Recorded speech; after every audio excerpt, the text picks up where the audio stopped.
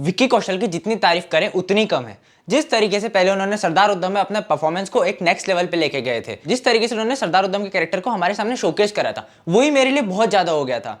जिस तरीके से उन्होंने वो मेंटेन करके रखा था उस कैरेक्टर की सिंप्लिसिटी को, या फिर मैं यूं कहूं उस कैरेक्टर को शांत रखते हुए भी जिस तरह उन्होंने इमोशंस का सागर दिखाया था हमको, वो कुछ अलग ही था। वहीं उसकी दूसरी तरफ सैम बहादुर में जो उन्होंने कैरेक्टर को पकड़ा है, मतलब उनकी बॉडी लैंग्वेज, उनके बात करने का तरीका, उनके देखने का तरीका, आंखों के अंदर वो आग, वो जुनून, वो बहुत अच्छा है। सरदार उधम कुछ ऐसी मूवी में से एक थी जो तुम्हारे दिल में घर कर जाती है हमेशा के लिए। वहीं जब सैम बहादुर है, उसका परफॉर्मेंस भी उसके आसपास या उससे बेहतर है। मैं यहाँ कंपैरिजन नहीं कर रहा हूँ, या फिर मैं यहाँ ऐसा कोई किसी मूवी या कुछ कैरेक्टर के बीच में कंपैरिजन बिल्कुल नहीं करना चाहता। मैं बस तुम्हें एक एग्जांपल दे रहा हूँ कि तुम बेहतर तरीके से समझ सको जो मैं कह रहा हूँ।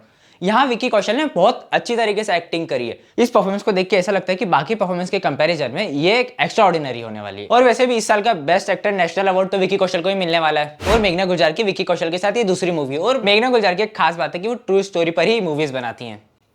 फिल्म का जब इनिशियल टीजर आया था तब हमें लग रहा था कि फिल्म एक पर्टिकुलर वॉर को फॉलो करेगी, उसके अराउंड हमें शाह मानिक शाह का पूरा कैरेक्टर दिखाया जाएगा। मगर जब ट्रेलर आया तब हमें कंफर्म हो चुका है कि फिल्म उनके करियर के अराउंड रहने वाली पूरी, उसके बीच में ये सारे इवेंट्स और वॉर होगी। मूवी में हमें 4 से 5 पीरियड ऑफ टाइम देखने मिलेंगे। एक वो जिसमें वो ब्रिटिश आर्मी के लिए काम करते थे, एक पार्टीशन के बाद वाले टाइम पे, एक नेहरू जी के गवर्नमेंट में, और एक वॉर के अराउंड ही हो सकता है। और मे बी मूवी स्टार्ट हो उनके बचपन के साथ ही, मगर वो वाला पोर्शन वो एक गाने में कवर कर सकते हैं। स्टार्टिंग के 10-15 मिनट में वो एक गाने के साथ आराम से निकाल सकते हैं और वो देखने में भी अच्छा लगेगा। या फिर उनके पास एक और ऑप्शन है कि वो फ्लैश फॉरवर्ड यूज करें, जिसमें मूवी एक बड़े इवेंट के साथ स्टार्ट हो, जिसमें हमें शाह मानिक शाह की जरूरत हो, फिर उनका एंट्री हो, उसके बाद में वो वापस उनके पास्ट में चले जाए, उनके अर्ली डेज में चले जाए। और इसके सिवा भी और कई सारे अच्छे ऑप्शंस है मेकर्स के पास में, मगर अपन जब मूवी देखेंगे उसके बाद अपन को अच्छे से पता लगेगा। और मूवी 1 दिसंबर को एनिमल के साथ क्लैश करने वाली है। हाँ, मैं मानता हूँ इसका इंपैक्ट मूवी के बॉक्स ऑफिस पर पड़ने ही वाला है, मगर ये सब अब आपके हाथ में कि आपको दोनों मूवी देखने जाना है। वैसे भी हमें बहुत समय बाद इंडियन फिल्म सिनेमा डेवलप होता हुआ या फिर ग्रो होता हुआ दिख रहा है। और मैं पहले ही बता दूं कि मैं मूवी को लेकर बायस होने वाला हूं। मैं इसके बहुत सारे नेगेटिव